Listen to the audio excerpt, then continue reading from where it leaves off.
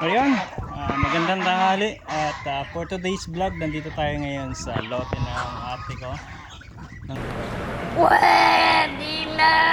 Papasyal tayo dito, matagal-tagal nga pala tayong hindi nakapamasyal dito. Kasi naging busy tayo sa mga pinagagawa natin sa buhay. Sana all. Ang dami ng matitigas na saging. Nice. Pwede sana tayo makapanghingi. Kaso, akala ko nandito ang nanay. Kaya ako napapasyal. Kaso mabulubong sa akin ay yung mga alaga niyang hayop. Ayun ang mga kagala, napakakain pato. Napakakain pato dito, mga manok. Yan. Ayun, yan.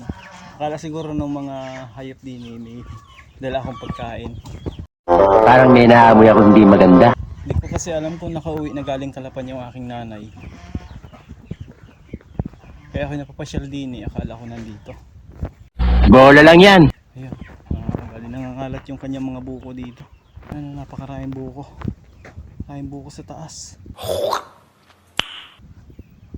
Yung isang puno din, maraming buko. Ayun mga kagana. Tara, akala lang natin nandito ang nanay. Kaya tayo napapasyal dito. Yan, bahugan lang natin ng konti yung mga alaga niyang hayop kasi nagugutom na, lagi na tayong sinalubong o lumalapit pa lang tayo. Ano, nakasabid ka na dyan? Ay, nakasabid pala siya mga kagala. Ayun, hindi siya makaalis dun sa pwesto niya. Tara, anuhan muna natin, alisin muna natin siya sa kanyang sabid. Ala, nakasabid ka na? Ha? Nakasabid ka na dyan? Ay, tumuhog ka pala dyan sa ano? Alis mo na ikaw diyan. Yan. Nakawala na, parang nakawala sa koral, oh.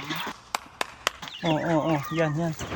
Tara, dito naman tayo kay Whitey. Gusto tayo ng pambahog. Ayun, paano tayo makakapasok? Ay, nakakandado. Ayun lang mga kagala. A few moments later. At ayun ang mga kagala, nagbahog lang tayo dito sa loteng namin ito. Oo na. Hindi siguro napunta ka ngayong umaga.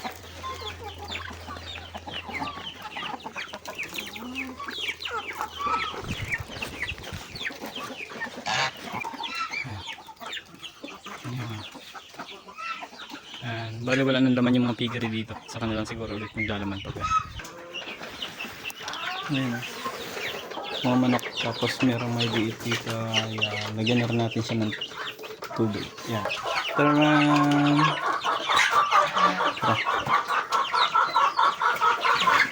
At ayun mga kagala, bali nandito pa rin tayo at kumuha lang tayo ng buko. Yan. Sana all. Sana buko.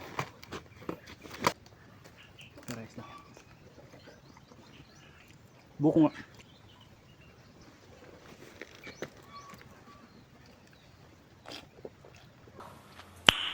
Nice.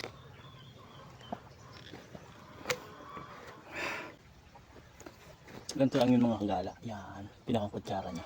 Lilinisan lang natin kasi hindi natin madumi nga yan. Madumi yan mga kagala. Yan. Ang gagawin natin dyan, hugasan natin ang tira natin sa bawah. Yan. Yan yung gagawin natin.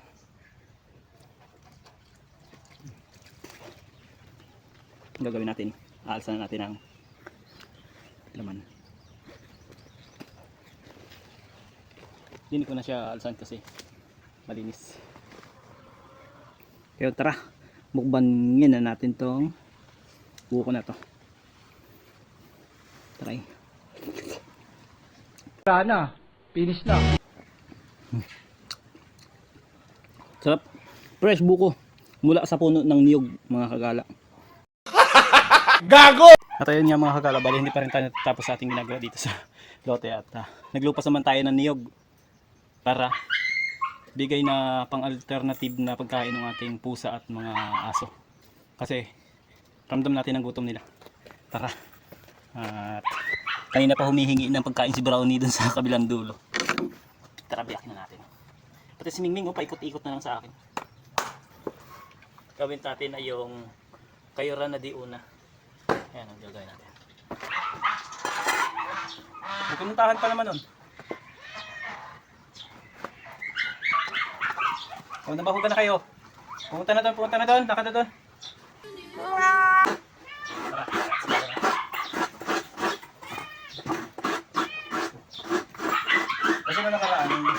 kami nagpunta dito mga kagala. No? Ganito ang ginawa ng kapatid ko. Kasi wala kami nagdalang pagkain din ng mga alagang kami. Ginawa niya. Si Miming, kumakain agad. Kinakain din niya yung nyog. Taran! Taran ka na. Dito ka, sama ka sa vlog ko. Dito ka kumain.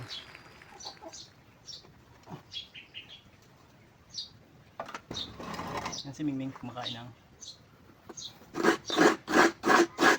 tanayod, niyog. Sobrang hirap ng buhay, kailangan nilang mag-tiis. Mag-tiis ng ano, ng hirap. Kailangan nilang kumain ng mga ganyan.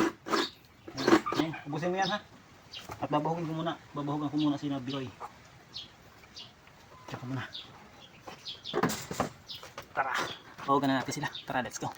Nakabantay na agad siya oh. Oh, ito. Oh, gusto na niya kumain. Tara, pakakainin natin. Kakainin yan. Ayan mga kagala, bibigyan natin siya. Kainin niya yan. Si Brownie doon ay galit na. Oh, ba't ayan mga kagala. Oh. Yan lang. Kinakain nila yan mga kagala. Ganyan sila. Para lang maibsan yung kanilang mga gutom. Kailangan nilang kumain kahit ganito. Tara, bigyan natin yung isa. Sa mabilis lang. Kasi mag-aalauna na. Ayun o. Ayun o. Ayun o. Hindi magkaintindihan na. Wala. Tara. Pakain natin sila. Aparat na. Ayun o. Ayan. Giliw na giliw siya eh. Kainin mo na. Bait siya. Kainin na. Mumukbagin na niya yan.